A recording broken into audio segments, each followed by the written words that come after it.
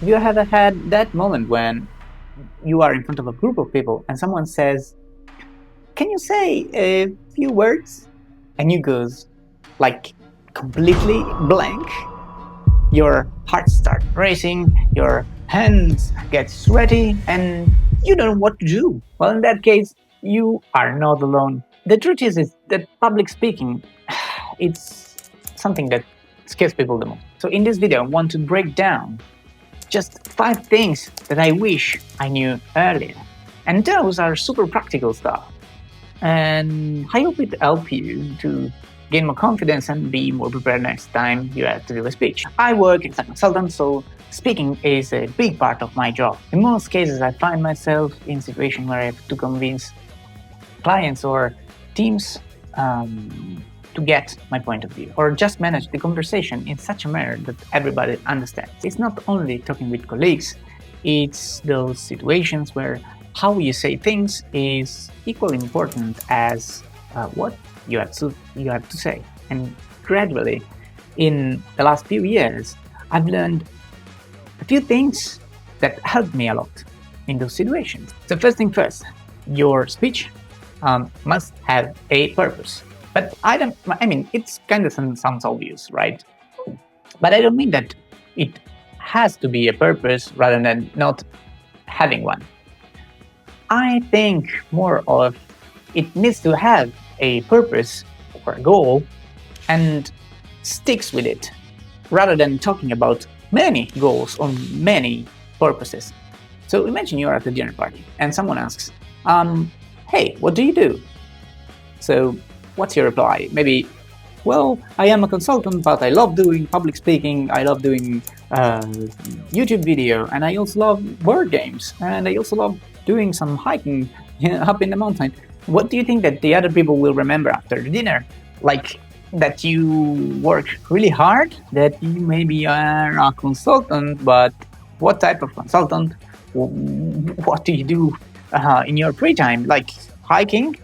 And maybe do public speaking. What do you mean by doing public speaking? What type of YouTube video do you do? If you have more than one purpose in your speech, well, it's just more difficult to transfer to other people what this purpose is.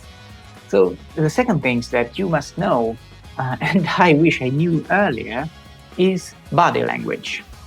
So body language is a great tool. So imagine that someone gives a speech and stay completely still, just like talking to you like this. I mean, it feels kind of strange, right?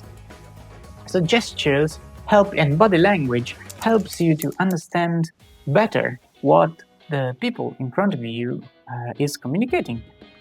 And another useful thing that body language does is that catch or grab the attention of the public when there is a moment of down. So imagine that you start to move or to explain something rapidly and increase your voice and your gestures. And the third things that I wish I knew earlier is kind of related to body language, and that is how to use your voice and how important is your voice in public speaking. So I think that voice is one of the most important things. It's like the thing that glues your audience to you. If it's something important, you want to say it calmly. But if you want to highlight something, maybe you need a sprint of voice. And voice is also related to the third thing that I want to share with you. That is rhythm and pauses. Rhythm and pauses are so important in public speaking. I mean, all those things are important.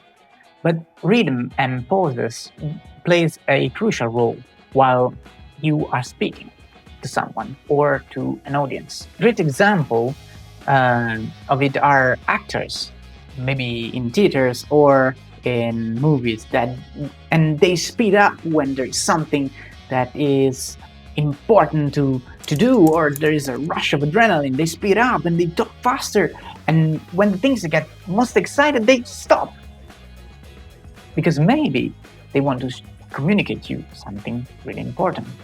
And that's the point when you lean in. All right, we came down to the last one. That is the practice to communicate with the audience. But I discovered that there are some practice to have a better connection with your audience. If it is an online audience, of course, it is more difficult, but there are some tips and tricks that you can learn. I want to share you some examples, like having a prop that is an object that you can use during your speech. Another great practice to connect with people, with your audience, is to actually ask questions, but just out loud. Maybe you don't need the answers. You can do it, of course. You can ask questions if you are in a meeting, but if you have a big audience, maybe you can ask only to yourself a question and answer it. Of course, they have to connect with your speech. Otherwise, it's just something that you do to just show off. Maybe that's not the point.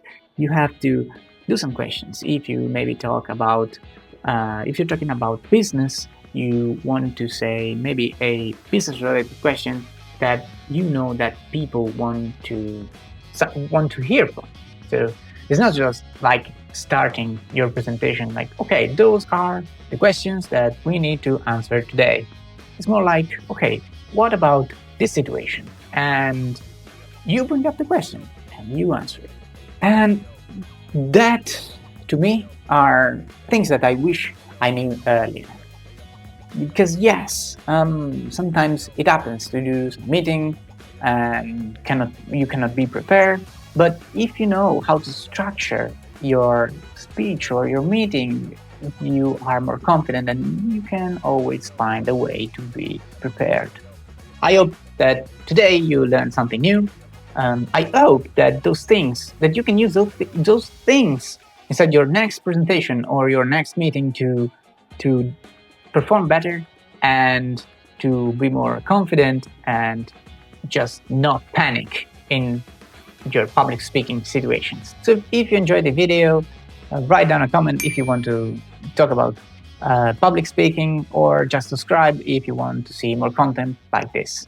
I hope to see you in the next one.